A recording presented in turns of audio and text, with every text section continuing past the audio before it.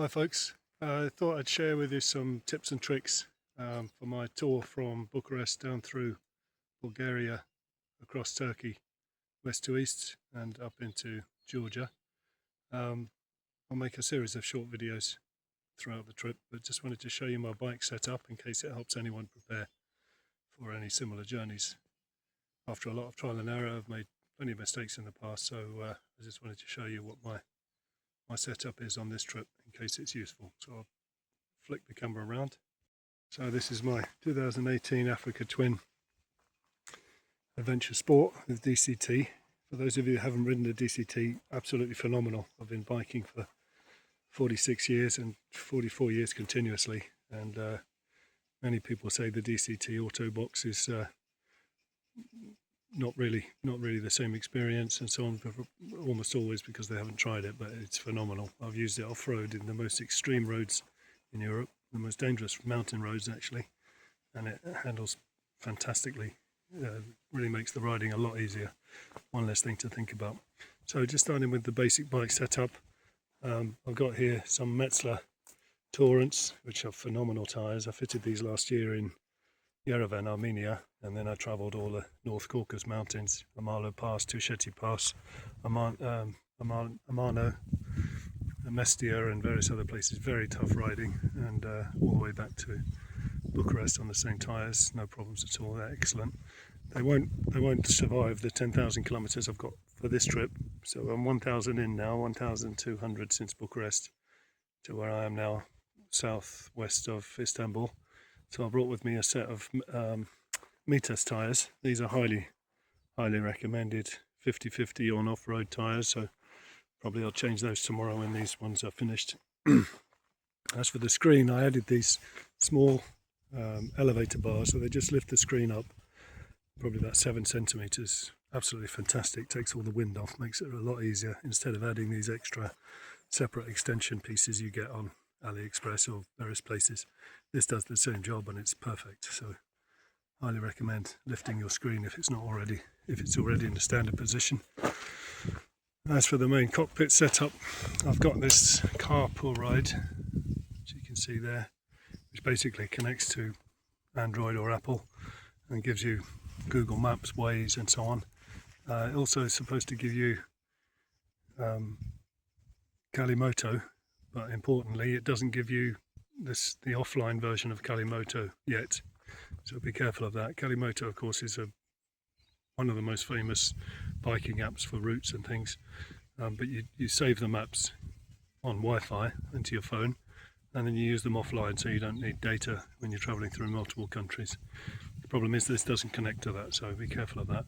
Another point on Moto, I haven't mastered it yet. The few times I've tried it, including yesterday, it sent me through farm tracks which were ankle deep in mud and heavily rutted, so I couldn't actually use Moto so far. I don't know, and all I chose was twisty roads, so I don't know if that's because it knows my bike, that it's an Africa Twin, and sends me through the most aggressive roads. But certainly be careful of Moto. It doesn't take you up a rocky farm track that you can't manage, especially when you're laden like this. So the rest of the equipment, I changed these for bark busters from the standard crappy plastic ones that snap immediately. These are excellent. Save your knuckles, of course, and save the handlebars from breaking. Simple phone holder. I've fitted these AliExpress flexible mirrors, so if you do have a fall, well, not if, when you have a fall, you definitely have a fall on this kind of bike when you're off-road. These things don't snap, they just move out of the way, so they're definitely a good upgrade, not expensive at all from AliExpress. Then I've got these Givey flexible side bags. Of course, the benefit of flexible bags is when you drop it, you don't crack the case as you would with the standard Honda hard cases, so I always use soft cases now for off-road use. I've added an extra USB here, which is useful for charging things, you know, your second phone or your GoPro. You can charge it while you're riding. This, again, AliExpress, this is supposed to aerate the seat, stop you overheating. The best part is this, I've added this from Decathlon, a simple inflatable pillow, and you can adjust it. So for city riding, you probably want to deflate it so your feet can touch the ground. But for long rides, just fill it up with maybe 10-20% air, not too much at all, but it lifts you up and it gives you an air cushion, so you get full contact with every part of your legs and your butt, and it saves you getting monkey butt, as they say. Simple Oxford waterproof bag for grab and go stuff, so overnights, so I can leave the bike untouched and just grab the go bag. Hard case, this is excellent for stopping overnight. You can keep your valuables in there and so on. That's really useful. So on this side of the kit I've got simple basic clothing, and in the front here I've got a wardrobe full of motorbike gear, but a lot of it's heavy and unnecessarily hot. So basically what I got for my rain gear is a very simple Decathlon ultra lightweight poncho that covers everything from even your head. Actually, it's got a hood all the way down to your knees, and it weighs basically nothing at all, so that's easy to grab when the rain comes, as it did yesterday and the day before. And a simple pair of rubber trousers, very cheap over trousers that you can slip on. On this side of the bike I've got all my camping gear, so I've got a blackout tent from Decathlon, which is excellent because you can sleep until midday without feeling the effects of sunshine. Then I've got a sleeping bag, a sleeping liner, an air mattress, and some basic cooking gear, so if I want to stop for a coffee or make some basic food. Here I've got the essentials of medical kit, including a tourniquet, so if you rip anything you can stop the bleeding, and also a foldable splint, so if you break any bones you can splint up your whatever it is, limb that's broken. This is super useful. This is a folding chair, so when you get to nice spots, you often need to rest on a long ride, of course, and just having a simple chair like that. But this is the high back version, again AliExpress, 30-40 euros, but the fact that it goes up as high as your head then allows you really to properly relax. Last year I had just a simple chair without the headrest, so it stopped at the shoulders, and you can't lean your head back to rest. So if you're going to get a portable chair, get the one with a headrest on it. This is another little trick of mine. I put these Velcro strips on here, each side of the tank, and then so basically you can just stick your gloves on there. Because often you find yourself needing to take the gloves off to adjust your phone settings, your maps, or even your GoPro, because you can't necessarily do that with the gloves.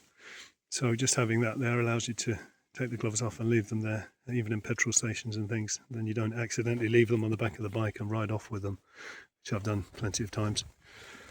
So that's basically my setup, and if you've got any questions, leave them in the comments, but I hope that's useful for everybody and helps you plan for your summer riding.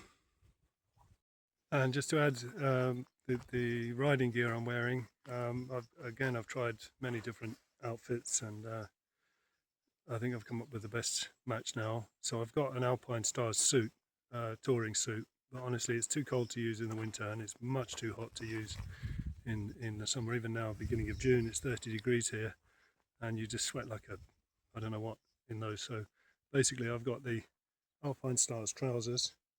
Underneath them I've got these Alpine Stars knee and shin protectors, and this time I haven't taken proper motorcycle boots. I had them last year, but again they fill with water when you're off-road, and they take forever to dry. They're extremely hot. They do save your ankles in bad falls, of course. They're essential in some regards, but this time I've simply got hiking boots and then these knee and shin protectors, and honestly it's a lot easier, especially when you get to a hotel or so. There's nothing worse than walking in muddy boots, whereas hiking boots are a little bit easier to clean off before you go inside. And then I've also got this undersuit. This again AliExpress. It's a two-piece suit, very thin, elastic, and very easy to wash. So that's like an underlayer, top and bottom. And then on top I've just got this lightweight 70 jacket, and I changed the armour inside it to be slightly better quality. Again, AliExpress sells all that stuff very cheaply. And on top of that I've got this airbag vest. You can pay 500 euros for these, but again you get them on AliExpress for 95 euros, 90 euros, something like that. But they don't often come with the gas cartridge because you can't fly that by air, so you have to buy that online. So it travels by land, but that's not a big inconvenience, to be honest. And I keep a spare gas canister inside the jacket. So this is the explosive device, and this just hooks to the bike on a flexible strap. which is here. That's tied to the bike. So if you have a fall, it pulls out this cable, airbag inflates, and it covers the front and back all the way down to your butt. So that's, you know, can be a lifesaver, worth adding. Not very heavy, and doesn't increase your body temperature and stuff. But the jacket's fully breathable. It's a lightweight summer jacket. Perfectly warm. It does everything I need. And then a simple neck tube, of course, headphones, and I've got YouTube Premium. I saved various hours and hours of music on that. That makes the journey a lot easier. It's a great way to pass the day, let's say, make the ride more exciting with the right music. So that's pretty much my setup. Hopefully that's some use to you all.